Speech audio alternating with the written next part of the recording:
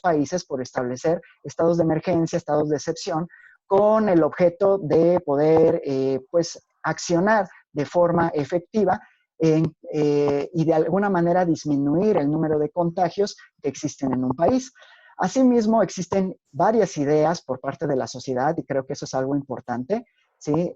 Respecto de lo que viene siendo el caso de México. Pues, en algunas esferas se habla, por ejemplo, de que en México ya existe un estado de excepción.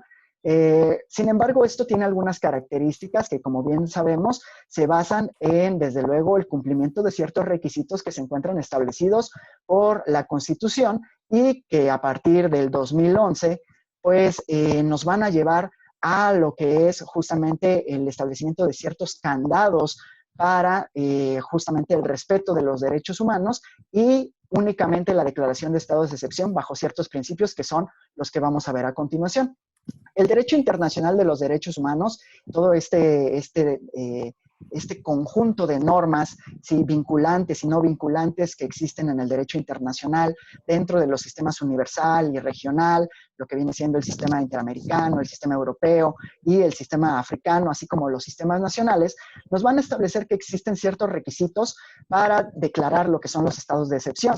Particularmente estos principios de Siracusa, lo que nos van a establecer es que formalmente deben de establecerse bajo el principio de legalidad, justificar la necesidad, ser proporcionales y tener una finalidad legítima. De alguna manera, a partir de esto es justamente que nosotros logramos establecer unos candados para evitar lo que es el establecimiento arbitrario de acciones que vulneren los derechos humanos, establecer lo que son algunas reglas para establecer la proporcionalidad de las acciones, una temporalidad y, desde luego, que estas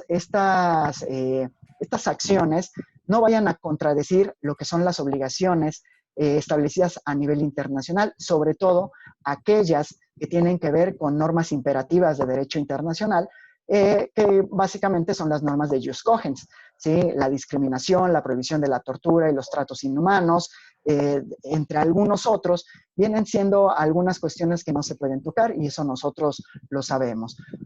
Además de ello, toda acción de esta naturaleza debe de estar establecida en un tiempo limitado, ¿sí? No se pueden suspender algunos procedimientos judiciales idóneos, como lo ha establecido la propia Comisión Interamericana al señalar que recursos como el habeas corpus o el juicio de amparo o el recurso de amparo, ¿sí?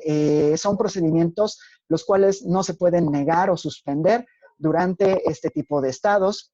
Asimismo, es importante que se informe a la población y a los otros estados miembros, dependiendo del sistema, sobre la adopción de estas medidas, ¿sí? El alcance de las mismas, así como la temporalidad. Algo bien importante y que nosotros vamos a ver a lo largo de todas estas acciones es justamente que exista un sustento en evidencia. Como nosotros sabemos, la evidencia científica, la evidencia en datos duros nos va a servir para justamente legitimar y justificar acciones, de tal manera que a lo largo de todas estas diapositivas vamos a ir viendo lo que es justamente que muchas de ellas van a requerir que haya un sustento en evidencia. Además, no debe de ser estas medidas utilizadas como una justificación para atacar a grupos particulares, ¿sí? Como desafortunadamente también hemos sido testigos, ¿sí? A lo largo de la historia y en estos tiempos, que de alguna manera el establecimiento de estados de excepción o de emergencia han sido de alguna manera justificantes para establecer medidas pues propiamente discriminatorias, para establecer medidas para atacar a grupos particulares, minorías, opositores, etcétera. Algunas cuestiones también que es importante establecer en la medida de los estados de excepción es el establecimiento de mecanismos de transparencia y rendición de cuentas. Nosotros sabemos que el enfoque de derechos humanos de alguna manera se sustenta en lo que viene siendo todo este conjunto de normas internacionales, todo este conjunto de preceptos que provienen del derecho internacional de los derechos humanos, de donde nosotros adquirimos de alguna manera lo que viene siendo nuestros estándares internacionales, Pero además del estándar internacional, el enfoque de derechos humanos implica lo que viene siendo pues la cuestión de establecer medidas como lo es la participación, ¿sí? El principio de igualdad y no discriminación, la perspectiva de género, la rendición de cuentas, la transparencia, ¿sí? La educación y capacitación, entre algunos otros elementos que van a fungir como elementos transversales dentro de lo que es la acción gubernamental. En este caso, la transparencia será uno de estos elementos, por lo cual los estados de emergencia, los estados de excepción que se establezcan y que justamente se construyan bajo la dinámica del enfoque de derechos humanos, deben de transversalizar justamente todos estos elementos, particularmente la transparencia.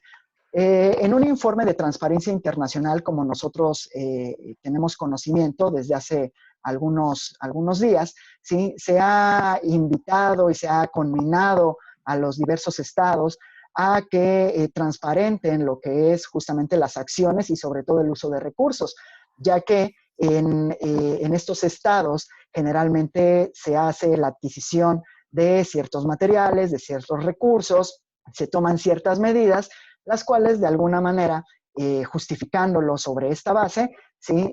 Se salen un poco de lo que vienen siendo las reglas establecidas, por ejemplo, en materia de licitaciones. Otra cuestión que también llama la atención de los estados de emergencia es desde luego el uso de la vigilancia. ¿Sí? ¿Qué tipo de vigilancia? Pues particularmente la vigilancia electrónica. Nosotros vemos cómo se han sumado algunas iniciativas muy interesantes, ¿sí?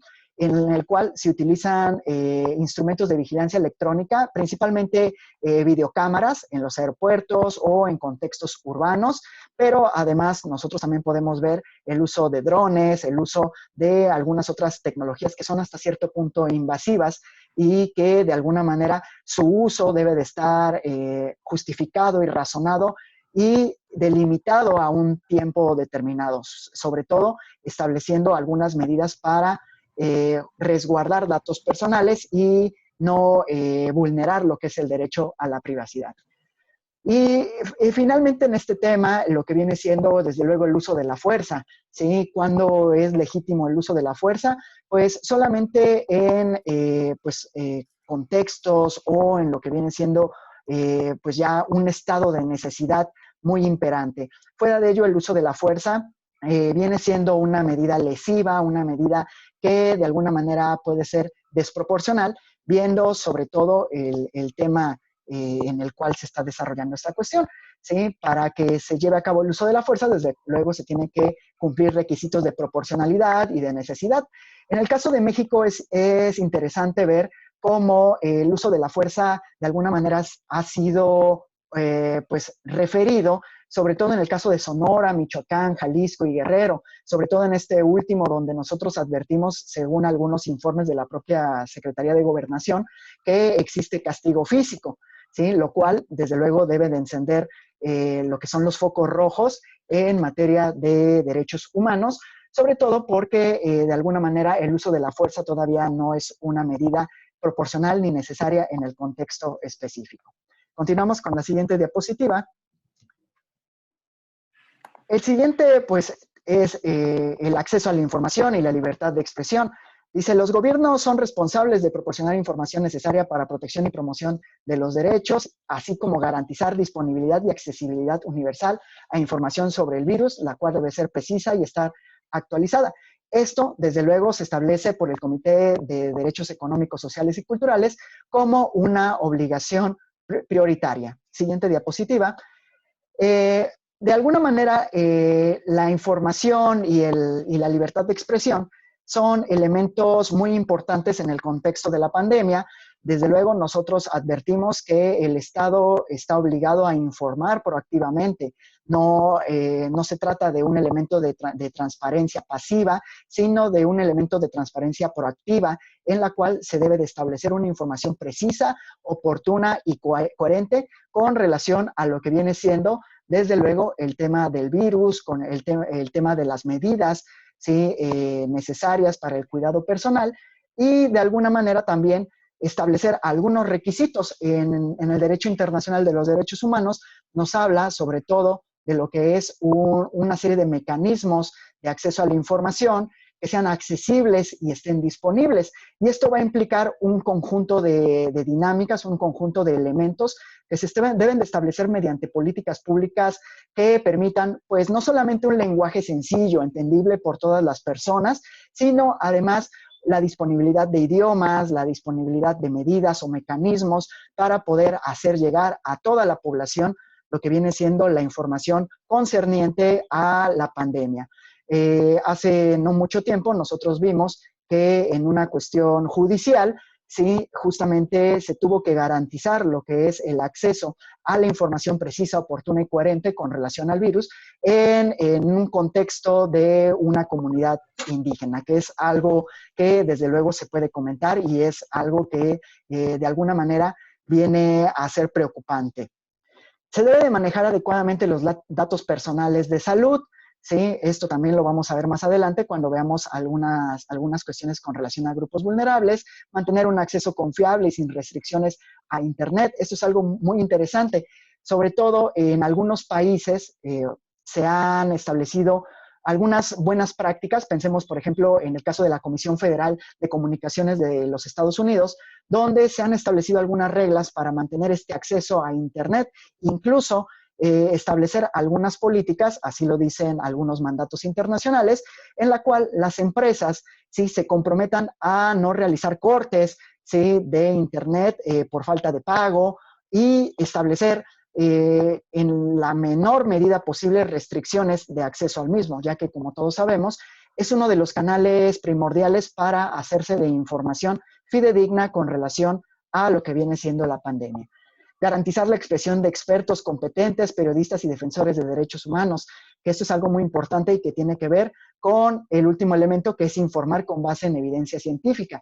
La mayoría de los mandatos internacionales nos han señalado la necesidad de que sean expertos quienes comuniquen la información necesaria por parte del gobierno a la población y que esta información se base en la mejor evidencia científica posible. Esto es algo muy importante que desde luego nos va a llevar a algunas buenas prácticas y algunas malas alrededor del mundo.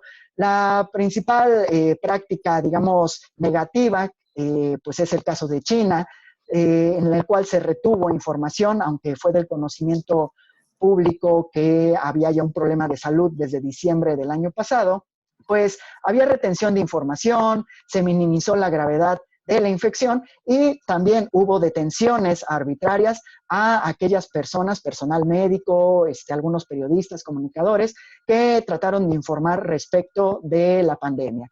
Algunos otros países, por su parte, establecieron acciones urgentes y prioritarias en materia de información. Pensemos particularmente en Corea del Sur y Taiwán, que establecieron políticas de comunicación exhaustivas justamente para poder garantizar el derecho a la salud de toda su población. Siguiente diapositiva. En el caso de las cuarentenas, confinamientos y restricciones de viaje, bueno, aquí también tenemos otro elemento que ha sido controversial, ¿no? De alguna manera, esta restricción de derechos, de la cual ya habíamos hablado, en algunos casos, o en la mayoría de los casos, ha implicado una libertad una restricción de la libertad de tránsito, de la libertad de movimiento, y desde luego también existen algunos elementos que es importante tomar en cuenta, ¿sí? En primer lugar, que sean estrictamente necesarias, que exista un objetivo legítimo, que se base en evidencia científica, que sea proporcional, no discriminatoria, con una duración limitada, respetuosa de los derechos humanos, sujeta a revisión, que evite restricciones radicales y que haya la garantía a diversos derechos, como es el acceso a alimentos, el acceso al agua y el acceso a servicios médicos. De alguna manera, lo que nosotros advertimos aquí es que debe de haber una serie de reglas que se vinculan, desde luego, con el tema del estado de excepción, pero aplicados a lo que viene siendo la libertad de movimiento. Como bien sabemos, nuestra Constitución en el artículo 11, pues establece todo lo que es la garantía de la libertad de tránsito, establece algunos mecanismos para poder justamente restringir, salvo condiciones muy, muy importantes. ¿Sí? Aquí vamos a ver algunos temas que son controversiales, tanto pues, bueno, a nivel interno como a nivel internacional. particularmente con el caso de las restricciones radicales. Nosotros podemos ver sobre todo que la dictaminación de cuarentenas, confinamientos y restricciones de viaje ha sido uno de los elementos primordiales para facilitar lo que es, desde luego, el elemento de la sana distancia. ¿Sí? Sabemos que, de alguna manera, mantener una distancia entre los diversos miembros de la sociedad es algo importante para evitar el contagio a nivel interno, pero de alguna manera hay que tener cuidado con cómo se van a dictaminar estas cuarentenas y estos confinamientos, ya que de lo contrario puede haber violaciones de derechos. En el caso de China, sí, nosotros es donde tenemos uno de los casos, digamos, pues más evidentes de lo que viene siendo justamente una vulneración a esta libertad. ¿Sí? Nosotros podemos advertir que en el caso de China las cuarentenas y los confinamientos que se establecieron de manera obligatoria llevaron incluso a la muerte de diversas personas, a suicidios, ¿sí? al establecimiento de políticas que eran a todas luces violatorias del acceso a la alimentación, a los servicios médicos, entre otros. ¿Sí? En el caso mexicano, pues lo que nosotros tenemos es desde hace algunos días el establecimiento por parte de algunas entidades federativas y algunos municipios de toques de queda, de multas, de arrestos y de trabajos comunitarios como penas a quien violente lo que viene siendo el confinamiento establecido en esos contextos. Particularmente nosotros vemos en algunos informes nacionales que el toque de queda ha sido dictaminado por Guerrero, Michoacán, Quintana Roo, Yucatán, Jalisco, Baja California, Sonora, Chihuahua, Morelos, Coahuila y Nuevo León. O sea, sí son varios estados que han optado por estas cuestiones. Sí, de alguna manera nosotros también debemos de aclarar y en este sentido es importante que México no tiene una cuestión en la cual se haya dictaminado un toque de queda de manera general. Sí se pueden establecer algunas reglas de sana distancia, pero un toque de queda de alguna manera violenta lo que viene siendo el derecho internacional de los derechos humanos en la forma en que ha sido implementado. Además de que las multas, arrestos y trabajo comunitario que se ha establecido como sanción, de alguna manera violenta lo que viene siendo la proporcionalidad y de alguna manera también lo que es la necesidad de algunos grupos, particularmente desaventajados o marginados, que requieren para salir y poder trabajar. Entonces, aquí hay que tener mucho cuidado en ese aspecto. Siguiente diapositiva, por favor. En el caso de las personas en custodia o en instituciones, pues nosotros hemos visto también otro tema bastante controversial, ¿no? El COVID-19 ha representado un riesgo particularmente grave para poblaciones que existen en extrema proximidad. Esto pues va a implicar a lo que viene siendo pues personas que se encuentran privadas de su libertad, pero también, bueno, ya sea por una pena privativa de esta naturaleza o en virtud de lo que viene siendo una política migratoria o justamente en virtud de lo que viene siendo la necesidad de institucionalización de personas, sobre todo adultos mayores o personas con algún tipo de discapacidad. Lo que nos dice de alguna manera el derecho internacional de los derechos humanos es que los estados tienen la obligación de garantizar la atención médica a las personas bajo custodia.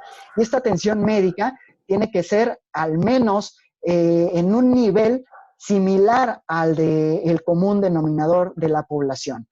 Que además esta garantía se extiende a todo lo que es el personal administrativo u operativo de estas instituciones, que debe de existir una coordinación institucional con los departamentos de salud pública de cada estado y que se deben de establecer una serie de políticas con ciertos rasgos, particularmente que existan políticas de visita equilibradas, es decir, que frente a la pandemia no se restrinjan de manera absoluta lo que viene siendo el derecho a la visita, ¿sí?, de las personas en situación de confinamiento, sino que se prevean algunos mecanismos como en Europa se ha establecido a través de plataformas digitales, ¿sí?, a través de algunos mecanismos mediante los cuales tenga contacto con las familias y con los asesores legales. Que existan, y este es un punto bastante álgido, que existan políticas de liberación temporal, anticipada o alternativas a la detención.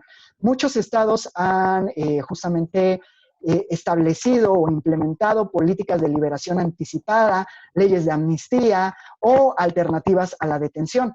En este caso, el derecho internacional no nos da una pauta única respecto de cuál es el lineamiento que se tiene que seguir, sino que nos habla que de alguna manera la población que se encuentra en un centro penitenciario, pues se encuentra en una situación de alto riesgo. Aquí en México nosotros tenemos el caso del Estado de México y de la Ciudad de México con población penitenciaria infectada con el COVID-19, ¿sí? Y de alguna manera para evitar lo que viene siendo una catástrofe de carácter humanitario y de derechos humanos en estos centros, pues de alguna manera el establecimiento de medidas alternativas a la detención, como justamente lo que es, pues de alguna manera, la liberación anticipada, ¿sí? Y justamente, pues estas leyes de amnistía, que bueno, en el caso mexicano, pues de alguna manera ha sido objeto de mucha controversia, ¿sí? De alguna manera hay algunas ONGs de derechos humanos que se han pronunciado a favor, pero señalando que no es, desde luego, en el sentido que está redactada, una medida que permita adecuadamente lo que viene siendo la protección de los derechos humanos de esta población. Asimismo, pues de alguna manera va a existir una política o debe de existir una política en la cual cesen las detenciones de migrantes. Particularmente en Estados Unidos es donde vemos una problemática bastante importante que además se repite aquí en México. ¿Sí? De alguna manera establecer políticas para cesar estas detenciones o liberar a las personas que se encuentran en confinamiento por virtud de una política de detención es importante para justamente evitar el peligro de contagio. Seguimos a la siguiente diapositiva.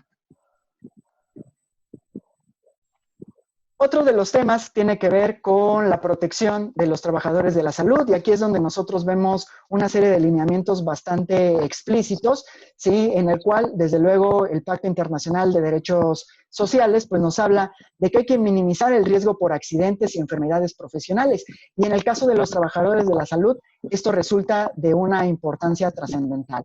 Para empezar, la garantía del derecho de la salud, como todos sabemos, no solamente implica una serie de elementos a nivel normativo, sino que las políticas de salud se tienen que construir bajo lo que son los elementos de disponibilidad, accesibilidad, aceptabilidad y calidad. Que haya servicios, que haya materiales, que haya personal, recursos humanos, recursos financieros disponibles, que además todos los servicios se encuentren accesibles a la población, que sean establecidos sin discriminación, que sean asequibles y que además sean culturalmente aceptables y de calidad. Que exista además información de salud. Esta información de salud no solamente se va a limitar a la población en general, sino que requiere sobre todo de lo que es una capacitación en control de infecciones, ¿sí? Que de alguna manera haya un conocimiento previo para la atención de este tipo de enfermedades. Y a nivel mundial nosotros encontramos, por ejemplo, en el caso de Egipto, una práctica terrible en la cual a los médicos se les enviaba a centros de salud donde había casos de COVID sin tener conocimiento o información en materia de control de infecciones, que desde luego vulnera sus derechos.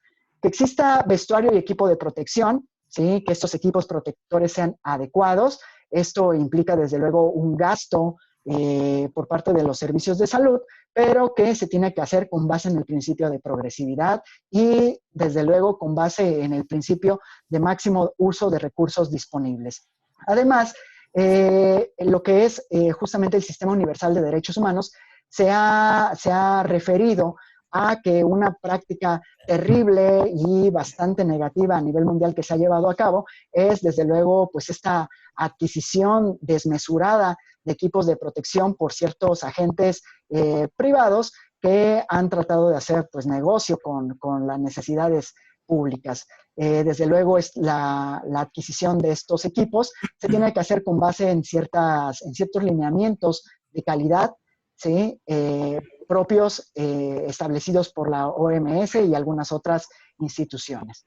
Que las instalaciones de salud sean adecuadas implica que tengan mínimo pues este acceso al agua, al saneamiento, higiene, gestión de residuos y limpieza adecuados. Creo que todos sabemos que uno de los casos que llama más la atención a nivel continental, pues es el caso de Venezuela en materia de servicios de salud, donde realmente nosotros podemos ver una crisis pues realmente ominosa en este sentido. Programas de protección social a las familias, toda vez que de alguna manera el estar en la trinchera de atención al coronavirus puede implicar un alto riesgo de contagio y de fallecimiento por parte del personal médico. Entonces se tienen que establecer programas de protección social a las familias para evitar dejarlos en estado de vulnerabilidad. Y finalmente, medidas para combatir la discriminación y la violencia, que ahorita vamos a hablar un poquito más al respecto de esto. Siguiente diapositiva. Otra cuestión también bien interesante tiene que ver con el derecho a la educación. ¿Sí? En las escuelas, digamos que una de las tareas que tienen en el contexto de la pandemia es que brindan una sensación de tranquilidad y normalidad, aseguran una rutina y apoyo emocional y brindan espacios importantes de aprendizaje sobre higiene. Aquí, bueno, existen un montón de recomendaciones al respecto.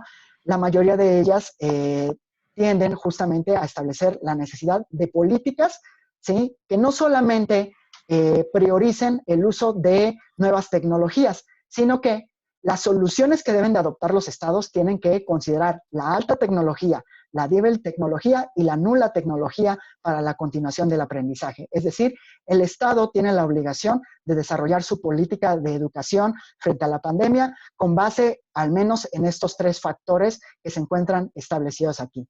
Que se garanticen herramientas que protejan los derechos y la privacidad de niños, niñas y adolescentes. Esto es muy importante. Me parece que es un tema que ha sido hasta cierto punto omitido en virtud de que pues, el uso de las tecnologías en varios países para brindar educación, sobre todo en el nivel básico, pues vienen siendo herramientas de reciente incorporación, que todavía no generan, pues digamos, una incidencia total dentro de lo que es el profesorado ni en los alumnos. Mitigar efectos desproporcionados de las barreras de educación, las brechas tecnológicas, que es algo bien importante, pues actualmente se habla mucho de estas políticas de desarrollo de las tecnologías y de clases a través de estas plataformas digitales. Sin embargo, hay que tomar en cuenta lo que vienen siendo las brechas tecnológicas que en nuestro país son muy altas, que a pesar de que en el sexenio pasado se estableció un programa específico para cerrar esta brecha tecnológica, pues realmente todavía son muy altos los índices respecto de lo que es la falta de acceso a las tecnologías de la información. Evaluar políticas de reajuste de calendarios y retorno a las aulas, que es algo que de alguna manera se está llevando a cabo, siempre y cuando respetando también los derechos laborales, ¿sí? Implementar políticas que garanticen provisión de alimentos y comidas subsidiadas. Debemos de recordar algo bien importante, que en contextos sobre todo marginados, la escuela es uno de los elementos fundamentales donde brindan alimentos, ¿sí? A los niños y niñas de escasos recursos. Por lo tanto, el que estén cerradas las escuelas, pues de alguna manera vulnera este acceso a las comidas subsidiadas. Implementar políticas que aborden efectos desproporcionales que afrontan niñas y mujeres, que también esto es algo bien importante, ¿sí? De alguna manera existen datos en los cuales nos dicen las niñas no tienen el mismo acceso a las tecnologías que los hombres. Asimismo, esta cuestión de tomar clases en los hogares, en el contexto doméstico, pues lleva a una carga muchas veces desproporcionada a lo que son las labores que ya realizan las mujeres y que muchas veces se triplica, ¿sí? Estableciendo lo que son pues el trabajo profesional, labores domésticas y también la encomienda de educación de las niñas y los niños. Seguimos con la otra diapositiva. Y esto nos lleva, desde luego, al tema de la discriminación, estigma y grupos vulnerables, ¿sí? Nosotros vemos cómo justamente esta cuestión de la pandemia, de alguna manera ha ampliado esta situación de desigualdad, esta cuestión de discriminación, esta cuestión de estigma, ¿sí?, hacia ciertos grupos, principalmente al personal médico. ¿Sí? En este sentido, el personal médico, además, vemos que hay cifras a nivel mundial que nos dicen que el 70% del personal médico en el mundo son mujeres, ¿sí?, lo cual nos lleva nuevamente a establecer justamente estas labores, ¿sí?, tan complejas, esta carga desproporcional de actividades, pero también nosotros observamos que existe actualmente una discriminación, incluso violencia dirigida hacia el personal médico.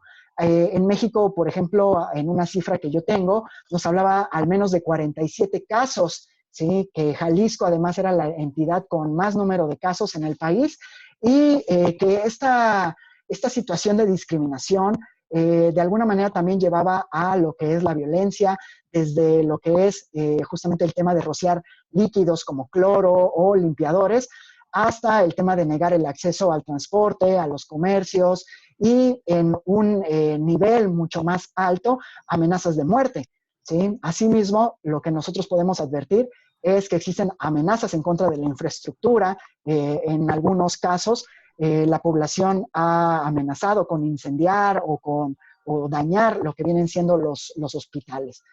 El otro caso que comentábamos era desde luego el tema de las mujeres y niñas, ¿sí?, sobre todo tratando un poco lo que es el tema de la violencia que existe en nuestro país, la violencia contra las mujeres que existe en nuestro país, y que parece que se ha acentuado más en estos días, ¿no? Justamente en el contexto de la pandemia vemos que hay pues mayor incidencia de la violencia doméstica y de esta violencia generalizada que existe en el país en contra de las mujeres y las niñas. Otra cuestión que también es importante es referir el caso de los periodistas defensores de derechos humanos y las organizaciones de la sociedad civil. En el primer de los casos, bueno, pensemos, la sociedad civil está cumpliendo un papel fundamental en el contexto de la pandemia, muchas veces brindando de estos materiales a lo que son el personal de salud o el personal que se encuentra justamente brindando un servicio prioritario. La sociedad civil tiene una participación fundamental, por lo tanto es importante también considerar justamente el resguardo de los derechos que les son propios. En el caso de periodistas y defensores de derechos humanos, nosotros también vemos algunas cuestiones bien interesantes. Si bien es cierto que los periodistas tienen una tarea fundamental y que deben de ejercerla con responsabilidad, ¿sí?, también hemos visto que esto no debe de ser justificación para que se emprendan acciones que lleguen a pues desincentivar lo que viene siendo la tarea periodística en el país. En el caso de los defensores de derechos humanos, lamentablemente el contexto de la pandemia también ha sido importante para referir un contexto de vulnerabilidad, de violencia en contra de los defensores y de los activistas que hay que tomar en cuenta, ¿sí? Aunque, como bien dicen, las actividades, y parece que toda la actividad en México se ha parado, la violencia sigue y se está disparando. En muchos casos esta violencia pues tiene como principales objetos a los defensores de los derechos. Los extranjeros, migrantes y desplazados también son otra población que hay que proteger, principalmente porque existe una discriminación respecto de población, sobre todo asiática, ¿sí?, sobre todo de los migrantes. Existe una xenofobia generalizada y una creencia falsa respecto de que los migrantes pues tienen una mayor posibilidad de contagiar a la población de un país. Las personas con el virus, pues desde luego, requieren de medidas de protección de sus derechos, ¿sí?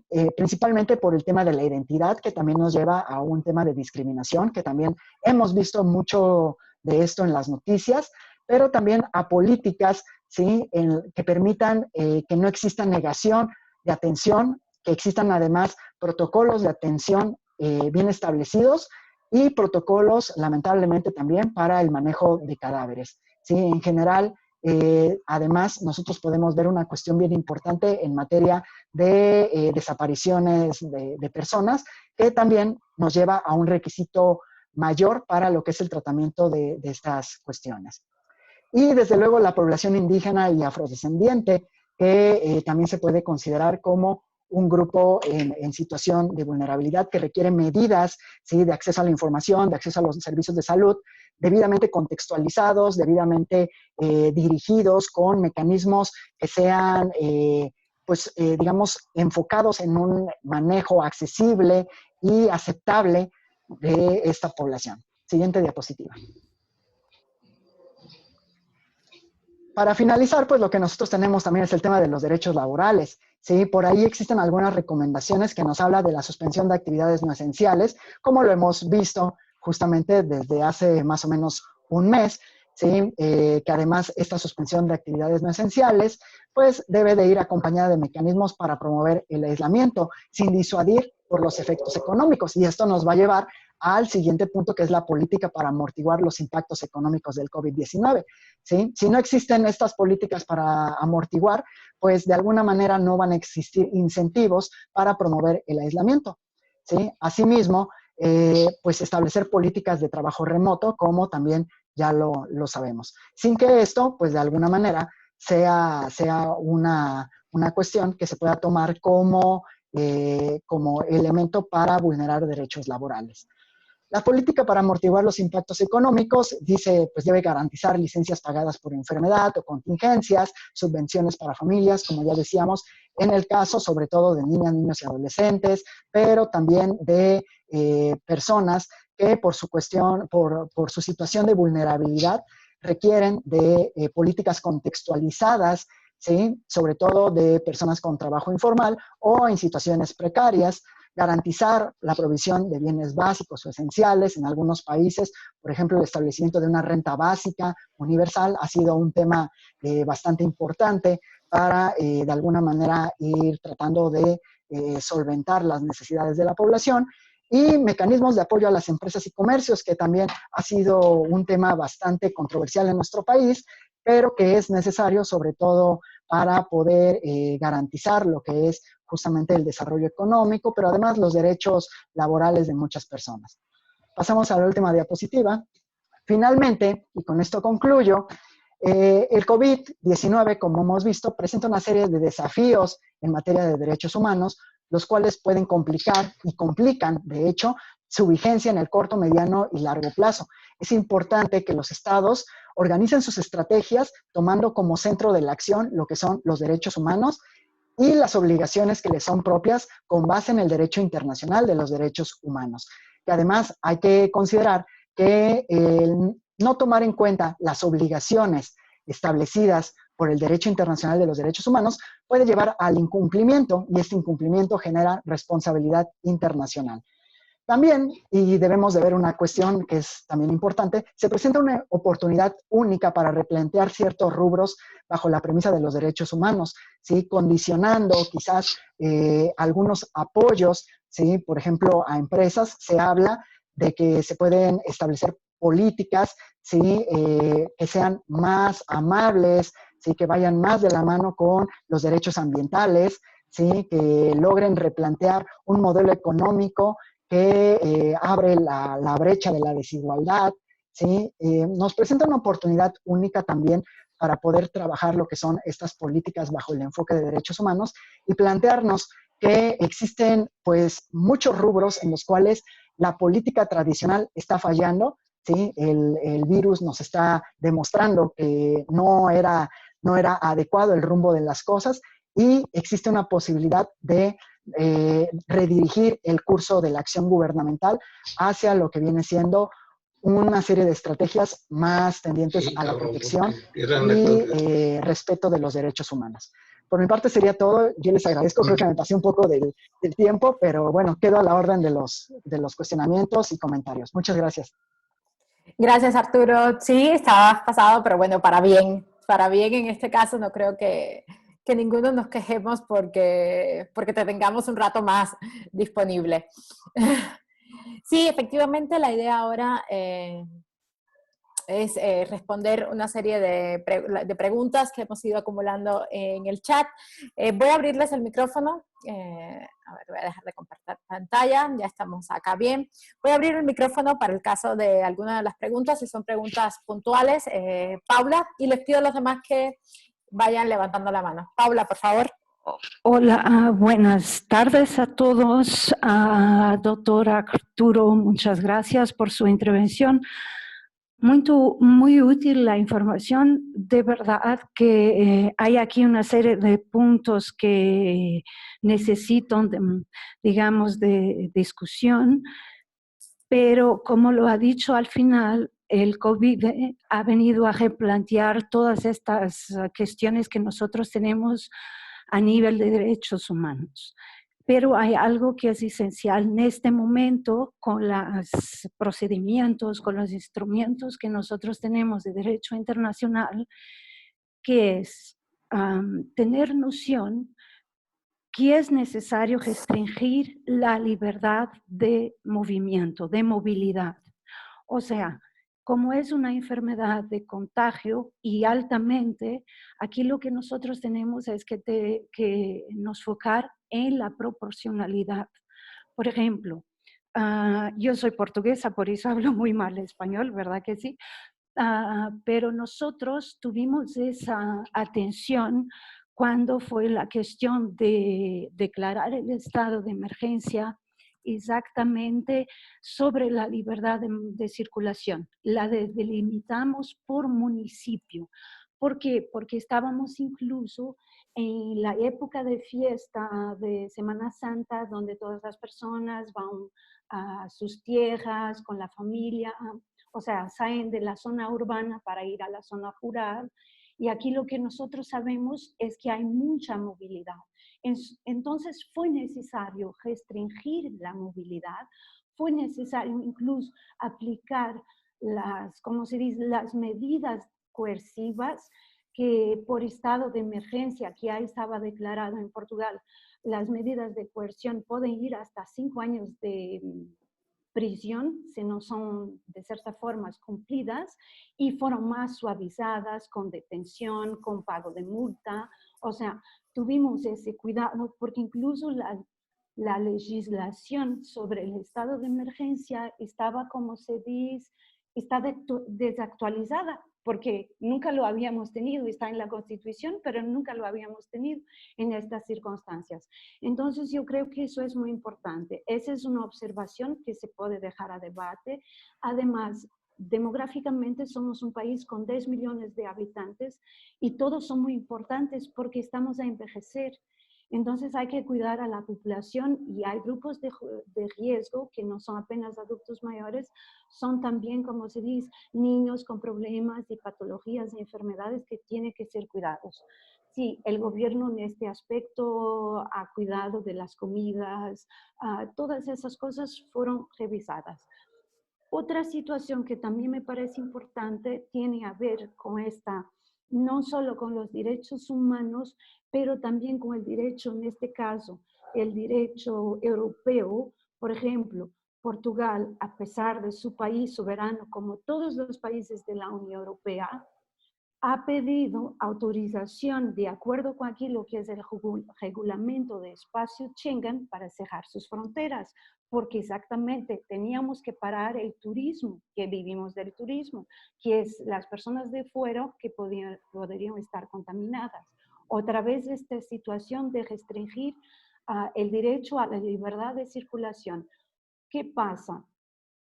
Tuvimos como una semana esperando, exactamente porque dentro del procedimiento de cerrar las fronteras Schengen, obviamente necesitábamos de cierta forma de la autorización de Comisión, de Parlamento Europeo, hay todo un proceso. Entonces, todas estas dinámicas que existen a nivel de derecho internacional y mismo los derechos nacionales, como cerrar unas carreteras de un estado al otro, yo creo que son muy importantes para revisar. Y hay que pensar sobre todas estas cuestiones que sí es un estado de emergencia, pero ¿dónde está la proporcionalidad que tiene a ver con nuestro derecho, que es importante ir a la playa porque estoy de vacaciones o es más importante quedarme en casa? O sea, además, otra área que habló también muy relevante es como la información. está disponible para las personas, porque cuando te dicen no puedes salir de un estado al otro, o la frontera está cerrada, o no puedes ir de vacaciones, parece que es cuando te da más ganas. Entonces, esta cuestión de proporcionalidad que yo creo que tenemos todos que discutir, que todos los gobiernos tienen que discutir, y cuando digo gobiernos, digo toda la comunidad política. Y obviamente los expertos en esta área, derechos humanos, etcétera. Pero no podemos, parece que el debate, no podemos decir, a ver, no me pueden restringir mi libertad, cuando mi libertad puede afectar la salud de todos. Es eso que tenemos que tener en consideración. Muchas gracias, yo los voy a abandonar. Ahora en los próximos minutos tengo una clase e intentar escuchar un poquito más de la respuesta. Gracias. Gracias, Paula. Artur, tengo otras más por acá, si quieres, para juntar 3 o 4. Una sobre el artículo 11, si vulnera el derecho a la salud, que lo comentaste al principio. Artículo 11 no vulnera el derecho a la salud. No. Como pregunta, ¿alguien más que tenga alguna otra pregunta o que quiera intervenir? Acá, por acá. Te reinicio el audio yo desde acá. Adelante, doctor Charles. Bienvenido. Hola, buenas tardes a todos. En primer lugar, pues muchas gracias por la explicación y por todo lo que nos trajo como información que yo considero que es muy útil. Mi cuestión es bastante más genérica, aunque no salga de esta cuestión también de la salud. Mi pregunta es, ¿hasta dónde van los derechos humanos? ¿No? ¿Cuál es el límite de los derechos humanos? Pareciera que en estos últimos años los derechos humanos es una buena excusa para todo. Si yo le quiero hacer mal a alguien, pues derechos humanos. Si yo quiero decir algo que no quiero que nadie me critique, derechos humanos. Todo se ha direccionado a los derechos humanos. Vemos hace poco, Paula estaba comentando de la cuestión de la utilización de máscaras, por ejemplo, ¿no? Para salir de casa. Hay gente que ha invocado los derechos humanos para no utilizarla. Entonces, ¿dónde está el derecho humano? De quien la utiliza para no infectar a los demás. ¿Y dónde están los derechos humanos de aquellos que pueden ser infectados por el derecho humano que el otro ejerce de no querer utilizar máscaras, ¿no? Lo mismo con los adultos mayores. ¿Dónde estuvo el derecho humano de los adultos mayores? Porque se le dio derecho humano a algunos médicos, enfermeros y personas que trabajaban con ellos para no trabajar con ellos. Entonces, esta es mi gran duda. ¿Qué son los derechos humanos? Al final, ¿cuál es la línea, no? Nosotros en el derecho sabemos que mis derechos van hasta que empiecen los derechos de los demás, pero en una conjuntura tan extraña, pareciera que los derechos humanos hoy son una excusa para todo y para cualquier situación. Entonces va más direccionada en eso. Es muy generalista, pero la verdad es que yo creo que antes de discutir los derechos humanos en la salud, los derechos humanos en varias áreas específicas, es importante que de una vez por todas se pueda conceptualizar qué es el derecho humano y hasta dónde cada uno puede utilizarlo como forma de, pues, de evasión, de protección, en fin. Gracias. Y ahora por acá, ya le abrí el audio, tenía la mano levantada, no sé si...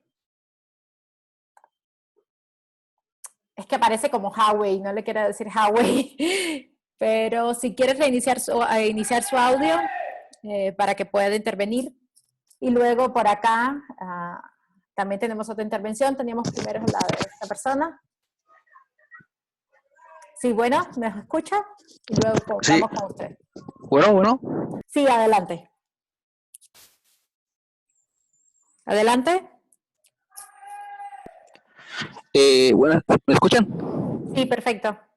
Ok, la pregunta es, en el marco del federalismo mexicano en materia de salud, ¿cuál es el papel y responsabilidad de las entidades federativas al momento de tomar decisiones en salud pública? Y pues buscando también que estas decisiones no contravengan con las decisiones tomadas por el Consejo de Salubridad General como órgano máximo en este caso. Es todo. Gracias. Y una última de estas rondas, por acá le estoy abriendo el audio a la otra persona. Bueno, es que aparece, como no ponen no está el nombre, 244-879726.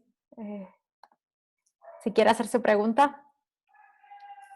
Me parece que soy yo. Sí, sí, es que me sale el número, entonces, perdón, adelante.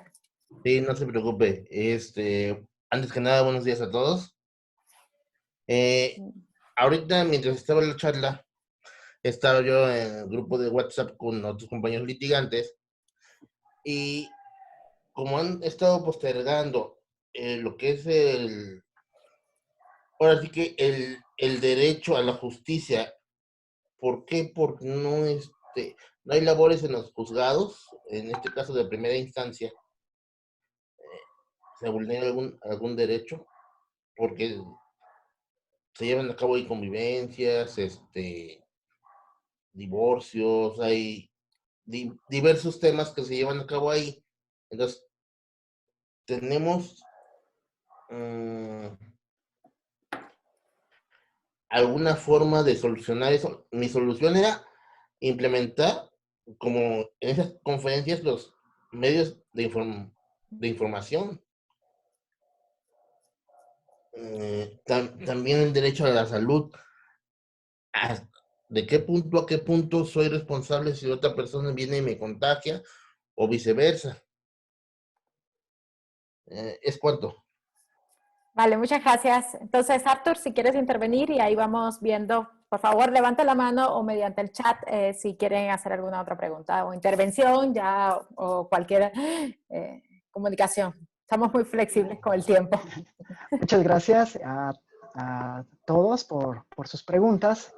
Bueno, en primer lugar, como bien decían, y me voy a referir brevemente a lo que es la restricción de libertades, como bien se decía, pues esas deben de estar establecidas bajo el principio de proporcionalidad, bajo el principio de una finalidad u objeto legítimo, y eso es importante de alguna manera para poder establecer, pues de alguna manera, políticas que sean acordes con los derechos humanos. Un poquito respecto de la primera participación, me llamaba la atención que en el caso de Portugal, bueno, pues se habían acotado a este tipo de respuestas más locales y que desde luego en el tema mexicano nosotros lo vamos a ir viendo, sobre todo en la pregunta que tiene que ver con el federalismo. Por cuanto hace al artículo 11, el artículo 11 de la Constitución mexicana establece lo que es la libertad de tránsito. El derecho a la salud se encuentra establecido en el artículo 4 constitucional, ¿sí? Entonces, ahí nada más hay que señalar cuál es el marco jurídico correspondiente. Respecto de qué son los derechos humanos y los límites que deben de tener esto, bueno, esa es una pregunta bastante interesante y compleja. Sí, yo no parto precisamente en la exposición, como ustedes se percataron, de una definición de lo que son los derechos humanos, porque el propio concepto de derechos humanos responde a múltiples ideologías, ¿sí? A múltiples corrientes también filosóficas que nos llevan justamente a establecer cuáles son los requisitos para considerar como elemento fundamental de los derechos humanos, la dignidad humana, las leyes, principalmente las leyes fundamentales, lo que viene siendo la reivindicación de derechos por movimientos sociales, ¿sí? Entre algunos otros. Nosotros, como abogados, pues siempre nos ha servido mucho más lo que es el tema del concepto de derechos fundamentales o derechos humanos vistos desde la perspectiva jurídica como derechos subjetivos, como estas premisas que establecen obligaciones de hacer y de no hacer, ¿sí? Sin embargo, pues eso no nos responde la pregunta, ¿sí? Si nosotros tomamos en cuenta también desde una visión más general, como dices, ¿qué son los derechos humanos? Pues vienen a ser todos estos elementos vinculados con la dignidad humana, ¿sí? Con las libertades fundamentales, con la igualdad, que de alguna manera han sido reconocidos por lo que vienen siendo los estados, pero además han sido reconocidos como principios o valores fundamentales, ¿sí? Ahora bien, ¿qué límite deben de tener los derechos humanos? Bueno, es complejo en qué momento una libertad, la libertad de una persona, ¿sí? Puede llegar, ¿sí? A vulnerar lo que son los derechos de otra persona y considero que tienes mucha razón. En un contexto problemático como lo es el mexicano, en el cual vemos que mientras unas personas están tomando pues toda serie de medidas de sana distancia, ahora sí, de seguridad para no contagiarse, pues vemos también otras personas que por el contrario, pues no están tomando ningún tipo de medida, ¿sí? Aquí es donde nosotros pues podemos encontrar que en algún momento pues sí se pueden tomar medidas, sí, que sean pues digamos un poco más contundentes para lo que es justamente la protección de derechos. Desafortunadamente en el país pues también observamos que existe una amplia desinformación y una polarización con relación a lo que se dice en medios oficiales. Y esto creo que ha generado por ahí incluso una idea para algunos de que se trata de un virus que solamente afecta a personas de un determinado extracto social, ¿sí? Que no existe, que es un mito, ¿sí? O incluso a llevar a cabo acciones que rompen totalmente con lo que se ha solicitado en el caso de la población. Yo creo que aquí es donde nosotros debemos llegar a ponderar un poquito entre los derechos y a adoptar la decisión que sea, pues digamos, más efectiva para combatir lo que es justamente la propagación de la pandemia. Sí, en este caso, pues, como bien se decía en la primera conversación, pues quizás si se declara un estado, ¿sí?, de excepción, un estado de emergencia, se pueden dictaminar algunas reglas que vayan en el sentido de un aseguramiento mucho más contundente, ¿sí?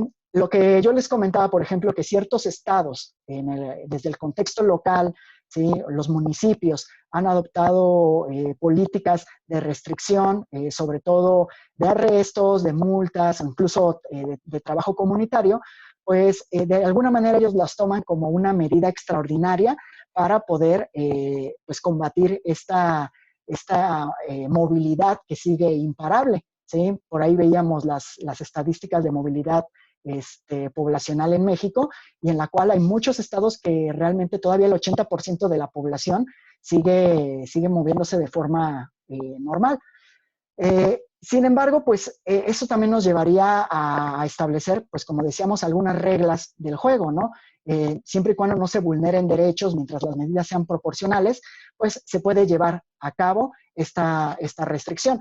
Ahora, lo que sí nos dicen los mandamientos internacionales es que de alguna manera las medidas lesivas se tienen que evitar. No es que no se puedan llevar a cabo, pero se tienen que evitar en lo máximo posible, ¿sí? Si la necesidad requiere de tomar medidas mucho más contundentes como el uso de la fuerza, pues desde luego se tiene que justificar este estado de necesidad, ¿sí? No obstante, sí hay que tener cuidado con esta cuestión. Ahora, los derechos humanos, pues, de alguna manera, pues, también nos sirven para establecer lo que son estos valores fundamentales que no queremos que se violenten de manera arbitraria. De alguna manera, los derechos humanos son un mecanismo que permite rendir cuentas, pero además también permite, de alguna manera, limitar lo que es la acción gubernamental. No está, sobre todo en el tema entre particulares, pues nosotros sí podemos ver que existen estos conflictos entre derechos, ¿no? Pero en el caso de los derechos humanos, sobre todo, nosotros vemos que el sujeto obligado pues va a ser el Estado.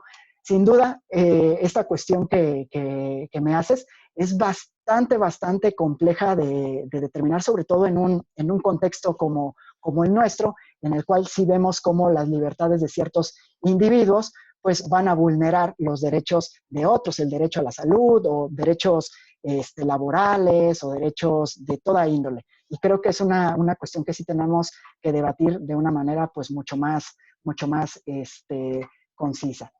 Respecto del federalismo y en el caso de la salud, bueno, pues por ahí existen varios comentarios respecto del federalismo mexicano. Bueno, para empezar, nosotros debemos de partir de la idea de que el federalismo mexicano es una cosa bastante particular, ¿no? Desde su construcción, ¿sí? El federalismo mexicano en sí tiene varios vicios de origen, pero en el caso de la salud, pues nosotros lo que debemos de tomar en cuenta es que el único que se encuentra facultado para emitir medidas generales, ¿sí? Para justamente establecer medidas de esta naturaleza, como el toque de queda, como medidas de alguna manera excepcionales, pues es desde luego el Consejo de Salubridad General, ¿sí? Los estados pueden llevar a cabo algunas medidas, ¿sí? Pero estas deben de estar enmarcadas dentro de la cuestión de prevención y de alguna manera aminoración de lo que viene siendo los efectos del virus, sin poder dictar medidas generales. Entonces, por ejemplo, cuando decíamos, es que hay ciertos municipios que han decretado que se cierran las fronteras, que se van a establecer ciertos cortes de ruta. Bueno, parece que estas cuestiones exceden un poco lo que vienen siendo sus competencias constitucionales y de alguna manera pues hay una afectación de derechos. No estamos diciendo que no sean necesarias, también tomando un poquito la cuestión anterior. De alguna manera sí vemos, como decía la primera compañera que habló, sí vemos que hay personas que todavía se quieren ir a la playa, todavía se quieren ir al parque, y bueno, ¿qué es lo que se ha hecho en algunos lugares? Bueno, pues se trata de cercar, se trata de poner algunas pancartas invitando a las personas a que no accedan a este tipo de lugares, mucho menos si tienen algún tipo de afección. No obstante, pues habría que pensar si en algún momento, y ya en el contexto de la fase 3 de la pandemia, pues será necesario pues establecer medidas un poco más duras, siempre y cuando estas medidas pues no vulneren los parámetros que ya habíamos comentado. Y finalmente, y una cuestión bien interesante, también tiene que ver con el derecho de acceso a la justicia. Sí, por ahí, y en relación a esto, surgen varios debates, sobre todo porque ya llevamos un mes sin que elaboren los tribunales, ¿sí? Y además sin que también muchos órganos o asambleas legislativas también estén funcionando. Entonces, en el tema de justicia, pues obviamente se vuelve mucho más complicado y mucho más grave, ¿sí? Porque de alguna manera, y como bien decías, hay muchos asuntos que se están empezando a concentrar, se empiezan a quedar pendientes, y por ahí incluso el día de ayer leía que si no se toman acciones para volver a la actividad de lo que son los tribunales y juzgados, pues estamos hablando de que va a haber pues digamos, un conjunto de asuntos sin resolver que podrían pues llevarnos hasta el 2022 más o menos para su resolución. Es decir, sí va a haber muchos problemas en este sentido. Pero aquí nosotros es donde debemos de tomar en consideración que pues las tecnologías de la información han sido objeto del diseño de muchas políticas de modernización de los tribunales, por ejemplo. No de todos, desafortunadamente, pero sí vemos, por ejemplo, que las políticas de justicia abierta han establecido mecánicas de acceso a la justicia mediante vías remotas, pero digamos que todavía no son la generalidad. O sea, todavía no hay una política de justicia abierta y de justicia moderna que los tome en cuenta. Sin embargo, estoy seguro que se va a tener que acudir a ellas si continúa esta cuestión. En el caso de los órganos legislativos, incluso ya muchos académicos, ¿sí?, dicen, bueno, ¿y por qué los legisladores no sesionan así como nosotros hacemos nuestras videoconferencias? ¿Sí? ¿Por qué existe esa omisión de sesionar? Entonces, bueno, sí sería importante ver que estos retos que hoy se están presentando también representan una oportunidad de modernización. Por ahí en algún momento leía, ¿sí? Nos estamos dando cuenta que hay muchas acciones, muchas actividades de nuestra vida cotidiana que no era necesario que estuviéramos realizándolas de manera presencial, sino que podíamos llevarlas a distancia o mediante otros mecanismos. Esto sería importante justamente para plantear también el tema de la justicia y de la legislatura. Gracias, Arturo. Y me estaba pidiendo la palabra Diana. Diana, te voy a abrir el micrófono. ¿Listo? Sí, gracias. Quisiera hacerte una pregunta sobre tu opinión dentro del derecho internacional sobre el Plan Marshall, porque acabo de tener una sesión en consejo y me llamó poderosísimamente la atención que un funcionario dijo que había una gran posibilidad de implementarlo aquí en León, Guanajuato. Entonces me quedé así como de, pues, ¿cómo no? O sea, si existe como una incoherencia discursiva entre el nivel federal y más aquí en Guanajuato, ¿no? Y también otra cuestión, ¿no crees que el sistema federalismo ya está como oxidado, que si a partir de esta pandemia no se debería replantear el funcionamiento de este en cuestión de que evidencia aún mayor la fragilidad que tienen los municipios como para accionar a estas acciones? Diana, nada más que si puedes comentarnos el consejo que es, porque algunos lo sabemos, pero otros no, y hay personas no solamente de Guanajuato, sino hay personas conectadas de la Ciudad de México, desde acá, desde Veracruz. Entonces, nada más que recuérdanos el consejo del que formas parte y de sí. a qué nivel estamos hablando. Sorry, soy consejera del Instituto Municipal de Planeación y en esta sesión estamos como, bueno, se trató fundamentalmente sobre las acciones que se deben de implementar para pues reaccionar a esta contingencia. Gracias, Diana. ¿Alguien más? ¿Alguna otra intervención? ¿Pregunta? ¿Comentario? Charles, de nuevo, te abro el micrófono. Adelante. Gracias.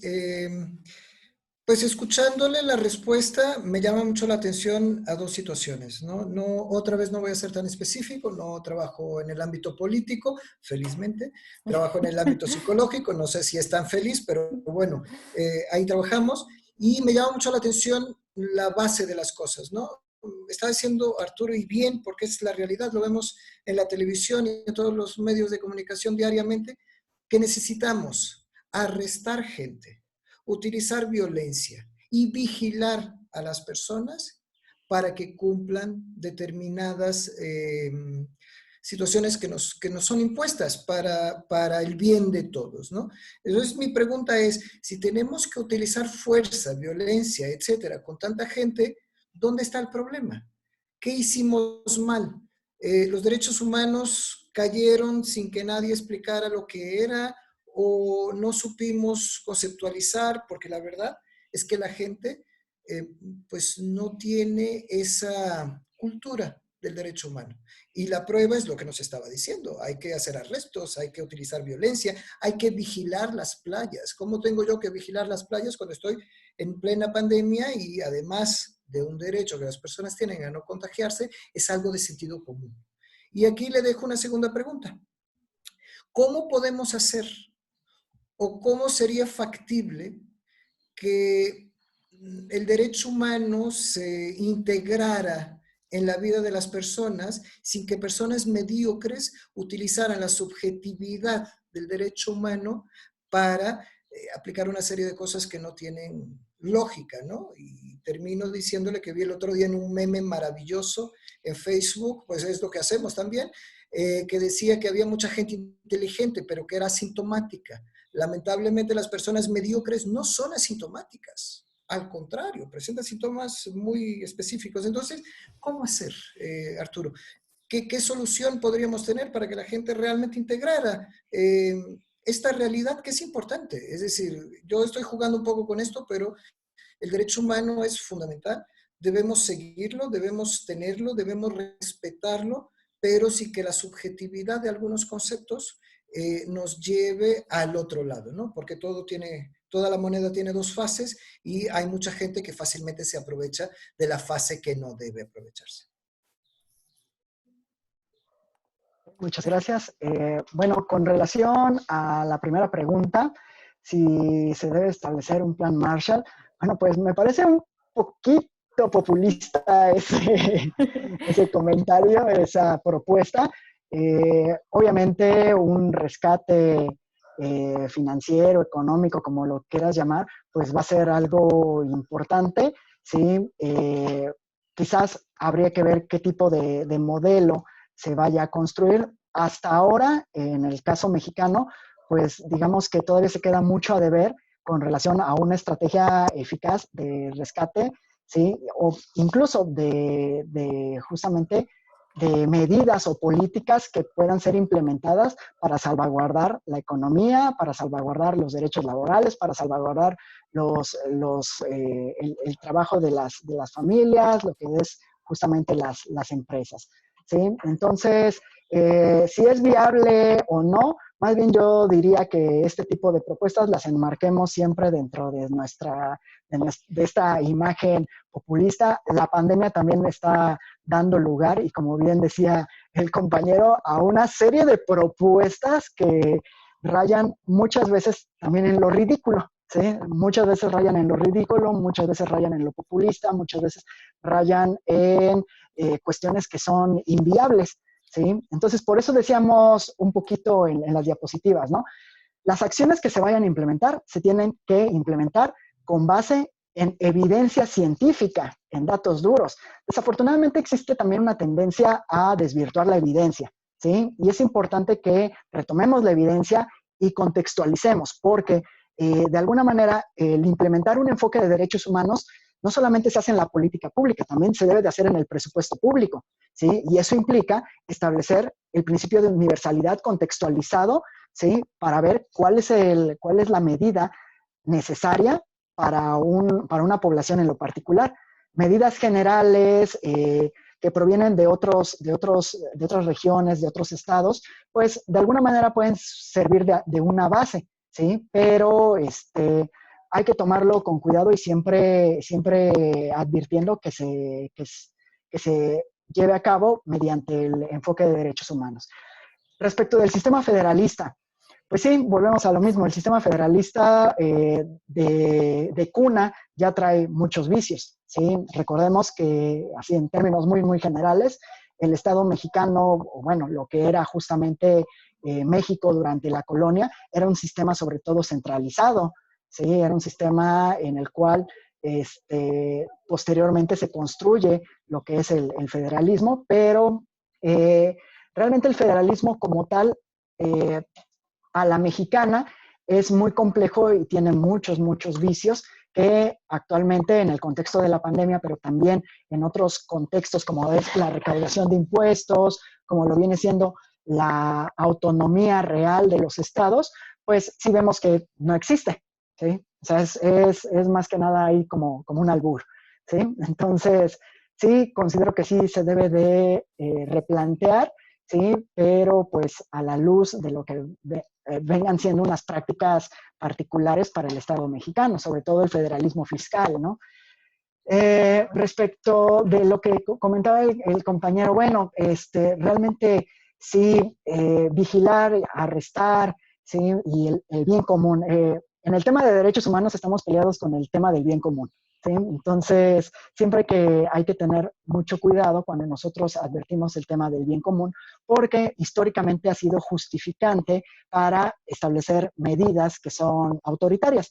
No obstante, o sea, sí te otorgo la razón en que, de alguna manera, ante una necedad, ¿sí?, tan grave, pues sí haya que establecer medidas, pues, de mano dura, ¿sí? Las medidas de mano dura se pueden establecer siempre y cuando sean respetuosas de los derechos humanos. Pero aquí viene otra cuestión que también es importante, y tú nos lo comentabas, es que muchas veces las personas se escudan, ¿sí?, en los derechos humanos para ejercer incluso actos que son contrarios a este bien común, a estas digamos, reglas que se nos están poniendo para convivir dentro de un contexto de pandemia, ¿sí?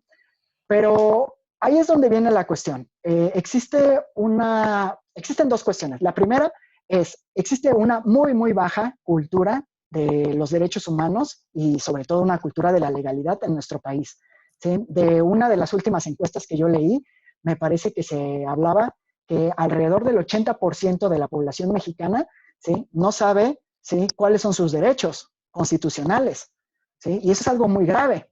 O sea, tenemos una cultura de legalidad, una cultura de los derechos que es muy, muy baja. Y eso obviamente lleva, ¿sí?, por un lado, a que las personas, pues, desconozcan qué es lo que pueden hacer y cómo se pueden defender. Por el otro lado, y aquí yo recuerdo una frase de un catedrático que decía, los derechos humanos no son sexys, ¿sí? O sea, no tienen sex appeal, no son atractivos ni para la autoridad ni para la población, ¿sí? No obstante, por un lado son los derechos humanos y por el otro los mecanismos que se han dispuesto para su exigencia. Y hoy en día existe mucha gente que dice, bueno, es que ellos se escudan en el ejercicio de los derechos humanos, o se van a la Comisión de Derechos Humanos y ellos los defienden o defienden a los criminales. No, los mecanismos de exigibilidad son una cosa, es cómo se puede justiciabilizar, cómo se pueden exigir los derechos, ¿sí? Los derechos humanos tienen una faceta que es, desde luego, tratar de guardar lo que es todos estos elementos de la dignidad humana, de la libertad, pero también tienen una cara negativa, ¿sí? Como todo, ¿sí? Tampoco podemos decir los derechos humanos, ¿sí? Siempre en el discurso se adoptan para cuestiones positivas. En el discurso también se adoptan para poder vulnerar otros derechos. Y es algo curioso, es una paradoja de los propios derechos humanos que como discurso, ¿sí? No son intrínsecamente positivos, sino que tienen también una faceta que se puede utilizar para restringir otros derechos. Entonces, ahí es donde surge la pregunta, ¿no? ¿Es posible integrar a la población en este conocimiento de qué es lo que ellos necesitan para protegerse de la pandemia? Pues yo creo que sí, pero no es un trabajo que se vaya a dar de la noche a la mañana. Sí, es un trabajo que desafortunadamente se tiene que ir construyendo mediante una educación en derechos humanos, saber cuáles son los límites que tienen, cómo se exigen, pero además también estableciendo mecanismos de garantía, ¿sí? Ya no pensemos en esa gente que a lo mejor se quiere ir a la playa, sino las personas que tienen que ir a trabajar, que tienen una necesidad real de salir porque su actividad es esencial, porque su condición de desventaja pues los orilla a tener que salir a la calle y trabajar, ¿sí? Entonces, lo que decimos es, bueno, ok, las medidas de mano dura se pueden establecer mientras no sean lesivas, mientras guarden los derechos humanos y además que consideren siempre que no todas las personas van a estar en la misma condición, ¿sí? Como les decía, en el caso de China, donde las personas tenían que salir por medicamentos para la diabetes, por medicamentos para X, Y, Z enfermedad, y no podían salir porque eran objeto de represalias. Entonces, ahí estamos viendo que la mano dura, en lugar de ser algo benéfico para la población, era todo lo contrario, ¿sí? O sea, la gente, es más, por ahí leía el caso de una persona que como no podía acceder a su tratamiento, pues de plano decidió aventarse de su balcón, se suicidó, ¿sí? Entonces, hay que ser muy cuidadosos. Creo que este debate que tú llevas a cabo es muy, muy benéfico para ir considerando pues este tipo de cuestiones, ¿no? Estas subjetividades que se encuentran en el desarrollo de los derechos humanos. Creo que enlaza muy bien como cerraste con la última pregunta que tengo recogida acá y que le voy a dar la palabra ahora a la persona que lo hizo, justamente sobre la justificación o no según el impacto y los resultados de medidas que puedan ser catalogadas de violación de derechos humanos o de corte autoritario. Ledouan, adelante. Muy buenos días. Gracias por la intervención. Realmente ha sido muy ilustrador. Yo justo estaba escribiendo al chat una pregunta y creo que lo resumes muy bien y se ajusta. Bueno, la pregunta la voy a leer textualmente como la escribí y voy a poner varios ejemplos para entender esta dinámica. La pregunta es, ¿justifica el resultado de 0 muertes o la menor cantidad de muertes posibles y el control efectivo de la pandemia el uso de medidas de corte autoritario por cualquier estado? Y estaba pensando en varios estados. Voy a poner dentro del eje democrático, por ejemplo, el caso Argentina, el caso irlandés, el caso Portugal y el caso de El Salvador, que ha sido el más el ejemplo más grave de violación de derechos humanos en esta situación. Ya hemos visto las últimas imágenes.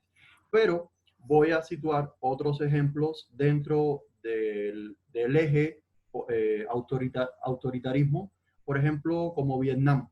Vietnam ha sido uno de los países con el control de la pandemia posiblemente más exitoso. Ya sabemos los sesgos que existen con el control de la información, ya sabemos que el acceso a los datos es un poco complejo, ya sabemos, pero en lo que ha declarado a la OMS es 0 muertes y un nivel de contagio muy bajo. Eso está unido a una serie de medidas como o sea, el control, la cuarentena, el control de la información, el control de los medios de comunicación, etc. Y es interesante porque está en los límites con China, o sea, el centro de la pandemia, y resulta interesante. Hay otras medidas, por ejemplo, como Irlanda, que Irlanda llegó a señalar, a decir, a anunciar que en caso de que la pandemia se saliera de control, bueno, serían intervenidas todas las unidades médicas asistenciales y serían intervenidas por el Estado. Y eso disparó las alarmas del derecho a la propiedad privada. Ese es un caso. O el caso de Portugal, donde se dijo que se iba a regularizar toda la situación de los migrantes. Eso está muy bien, pero despertó en el ala radical de la población una serie de miedos, de paranoias, al estilo Vox en España, respecto a por qué se iba a hacer esto, que se estaban violando todo el debido proceso y se estaba violando la legalidad en medio de esta situación y que iban a hacer otra vez el discurso discriminador, el discurso xenófobo, etc. Bueno, la pregunta va en esa dirección. Realmente el control efectivo, y recalco la palabra efectivo, control efectivo de la pandemia y resultados como muerte cero o el menor número de muertes posible, justificarían la existencia de medidas autoritarias, y estoy pensando justamente en el principio de proporcionalidad, pero el principio de proporcionalidad ahí tiene un detallito, y es que está siendo asumido no por la sociedad, sino por el gobierno que dice representar. Y ahí cae en el sesgo del interés mayor.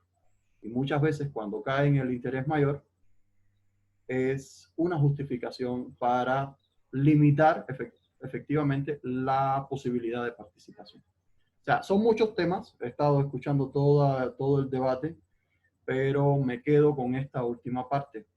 Cuando el derecho o la posibilidad de decidir solamente le corresponde a una pequeña fracción de la sociedad, eso no pone en juego o en duda la efectividad de los derechos humanos. Eso me pregunto. Gracias. Wow, pues sí es una pregunta bastante interesante. Yo creo que de ninguna manera la implementación de acciones, ¿sí?, que restringen derechos humanos de forma absoluta puede ser justificada, ¿sí? En el caso de regímenes autoritarios, creo que es donde podemos ver pues varios ejemplos ahí importantes del tratamiento de la pandemia. No obstante, creo que hay que tomar en consideración que nos tomó tan de sorpresa todo este fenómeno que las acciones han sido sumamente heterogéneas, incluso entre países que comparten, digamos, una cultura. Pensemos en los países escandinavos, ¿no? ¿Sí? Los cuales, de alguna manera, entre ellos no definieron una sola línea de política pública para combatir la pandemia, ¿sí? Y bueno, lo que tenemos es que a nivel mundial, pues existen un montón de acciones diversas, algunas planteadas en un sentido de pues hacer todo lo que sea necesario para protegernos de la pandemia, algunos más asegurando únicamente lo que vienen siendo factores económicos y algunas otras bajo el esquema de los derechos humanos. Creo que tú dijiste algo que es esencial. Cuando un solo grupo de personas en el gobierno, ¿sí?, o los representantes son los que toman la decisión, ahí es donde tenemos la primera vulneración de derechos humanos, ¿sí?, respecto de la construcción de acciones de política pública, ¿sí?, para el control de la pandemia. ¿Por qué? Porque, bueno, me voy a referir nuevamente a lo que es justamente el conjunto de principios de los derechos humanos, ¿sí? Más allá de los estándares, más allá de estas cuestiones que comentábamos, sí hay algo que es fundamental y es la participación, ¿sí? El gobierno por sí mismo no debe tomar las decisiones con relación a lo que viene siendo este tipo de acciones. O sea, lo puede hacer cuando de alguna manera la urgencia pues lo lleva a cabo, y aún así tiene que contar con una serie de especialistas, tiene que tratar de hacerse de la opinión de las organizaciones de la sociedad civil, ¿sí? Incluso me parece que en algunos casos de la propia oposición para establecer la viabilidad de las estrategias. Pero un gobierno por sí mismo, en estas dinámicas autoritarias, en estas dinámicas de yo como represento al pueblo en su totalidad y yo sé que es lo mejor para ellos, yo puedo implementar lo que sea, cueste lo que cueste, pues creo que no es justificable, creo que no va en el eje de los derechos humanos, porque de alguna manera pues esto va a generar pues consecuencias. En el caso de Vietnam, como bien dices, sí es hasta sospechoso, ¿no? Que exista una tasa de 0 contagios, creo que señalaste, ¿no?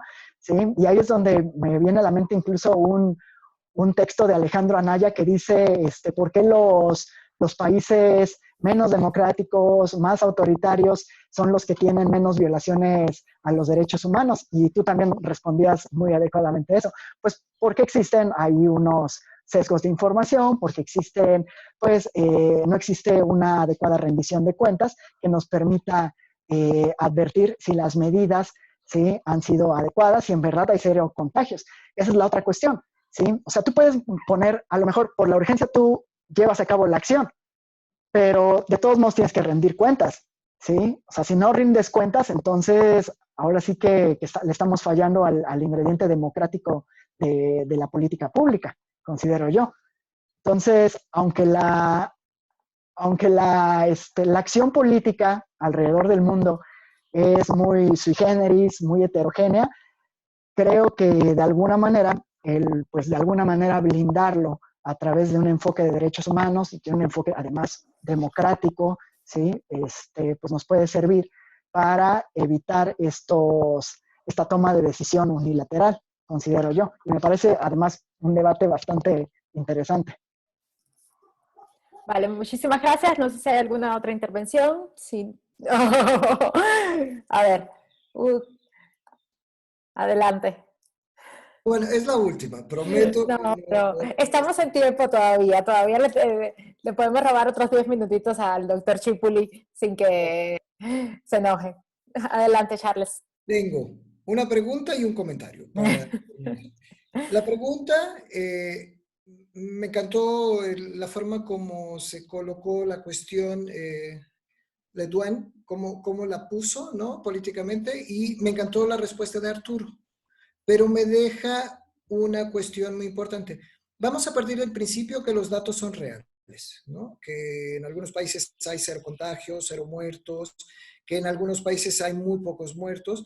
Yo creo que la información de algunos países puede ser más fidedigna que otra, no sabría, pero efectivamente hay países que tienen menor número de muertos y menor número de contagios, y son países que tomaron decisiones más fuertes, ¿no?, por llamarlas de alguna forma, es decir, con mayor intensidad.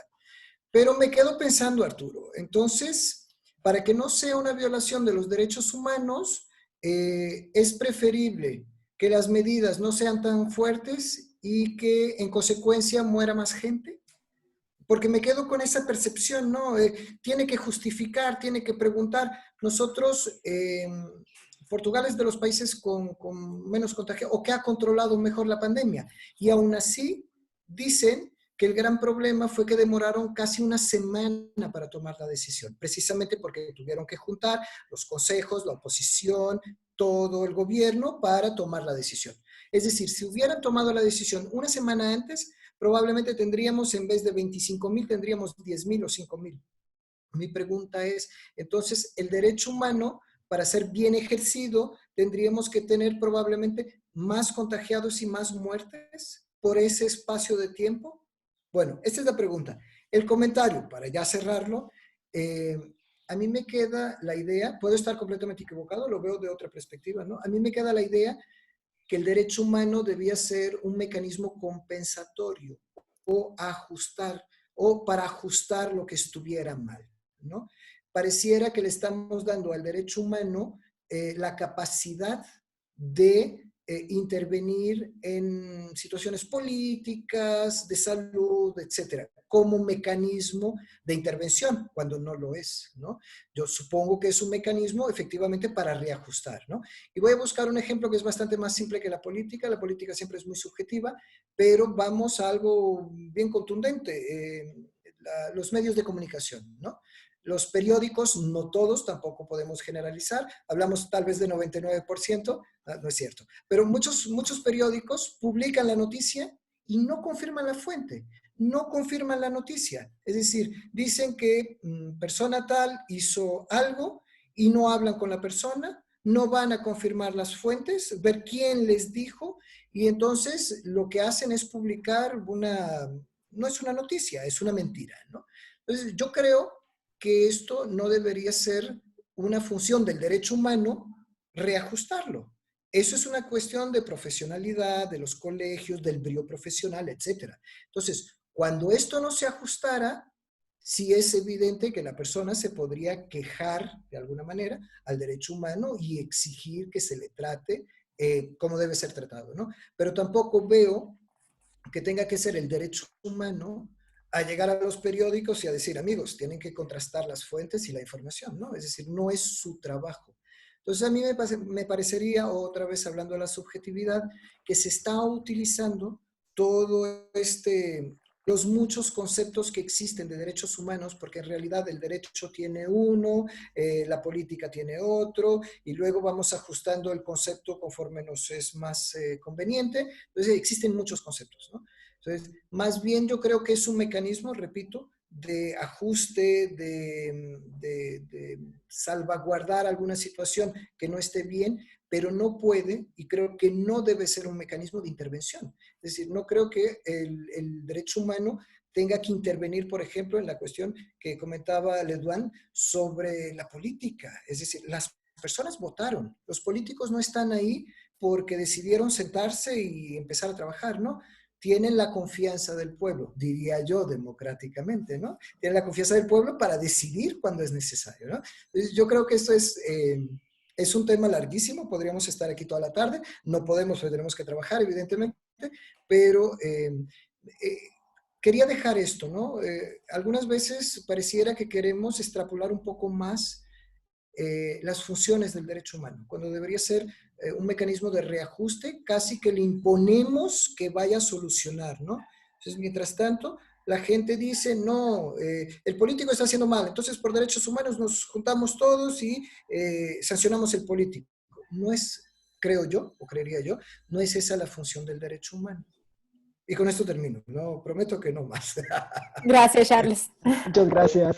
Artur, No, realmente está muy buena la conversación.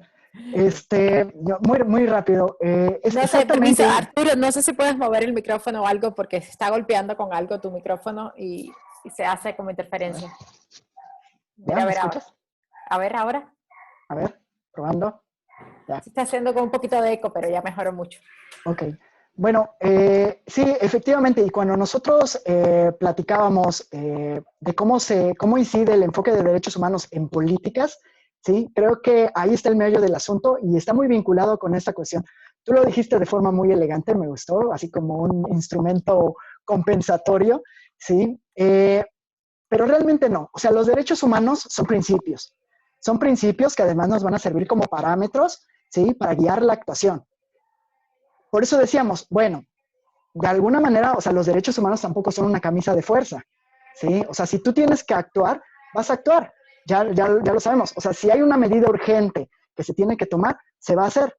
Eso no exime de que tú no tengas que rendir cuentas después, que tengas que ver que efectivamente la acción haya estado justificada, haya sido proporcional, o en caso contrario, si no fue proporcional, si no fue justificada, si no tuvo un fin legítimo, entonces, bueno, pues ya tendrás que pasar a responder por tus actos. No, los derechos humanos no se deben de ver como una camisa de fuerza y en esto creo que es muy importante y creo que coincidimos bastante, sino más bien como una guía, como una base, como un parámetro de actuación para ir legitimando sobre estos derechos lo que viene siendo el accionar público. Y creo que eso es muy, muy importante, porque sí también muchas veces se considera que, bueno, no, tú tienes que cumplir con todos los derechos humanos a rajatabla, con todos los elementos, y entre una cosa y otra ya te pasó un año y ya se te murieron todos los ciudadanos, ¿no? Pero no, por eso decíamos, cuando nosotros diseñamos política pública, cuando nosotros nos ponemos a trabajar sobre política pública, decimos, no, es que los derechos humanos deben de ser tu parámetro de actuación, más no una camisa de fuerza. Tú los puedes flexibilizar a lo que sea necesario, siempre y cuando observando ciertas reglas. Los derechos humanos establecen algunos mínimos que se tienen que cumplir por parte de los estados. ¿Sabes qué? Ok, tú necesitas una acción o una política de mano dura. Ok, puedes arrestar a quien está en la calle si lo justificas después. Pero lo que no está justificado es que tus policías lo torturaron, ¿sí? Bueno, ¿y eso cómo lo justifico? ¿Sí? O es que, pues, establecieron una multa que está por encima de también este principio de proporcionalidad. No, bueno, o sea, los derechos humanos nos establecen estos mínimos justamente para que en el momento que tú tienes que determinar cuál es la acción a establecer, te sirva como ese parámetro para que de aquí hacia arriba lo puedas llevar a cabo. Después, si tienes que rendir cuentas, bueno, pues tú lo puedes justificar. Bueno, es que yo establecí esta acción, ¿sí? Yo tuve que establecer un mecanismo de vigilancia por videocámaras en los aeropuertos que me decían absolutamente todo de la persona, pero una vez que pase la pandemia, pues yo voy a borrar estos datos y todo, ¿no? O sea, establecer ciertos candados. Realmente sí debemos de partir, como bien decían ustedes dos, de que pues, siempre va a haber brechas de información, siempre va a haber recursos limitados, siempre va a haber pues mayorías o minorías políticas que de alguna manera van a querer llevar a materializar su agenda, ¿no? ¿Sí? Entonces, pues los derechos humanos no es algo tan estricto que nos vaya a atrapar en su red y no dejarnos actuar, sino más bien un parámetro que nos puede servir para una actuación mucho más legítima, ¿sí? Espero que con esto haya más o menos respondido la pregunta. Muchísimas gracias, Arturo, por tu tiempo, por dedicarnos el espacio también a las preguntas y respuestas que siempre generan una discusión y enriquecen los puntos que se presentan en la ponencia. Gracias a los que se conectaron y los que nos acompañaron durante casi 2 horas de debate. Recordarles nada más que nos sigan en redes sociales, en las redes sociales de Gobierno y Análisis Político, donde vamos a estar programando y promocionando las conferencias y las actividades que tendremos, y también porque probablemente vamos a tener o un resumen de contenidos o el link a la charla grabada si alguno se incorporó en un momento posterior o si quiere recomendársela a alguna persona. Entonces, muchísimas gracias a todos y nos vemos la próxima semana. Muchas gracias. Gracias.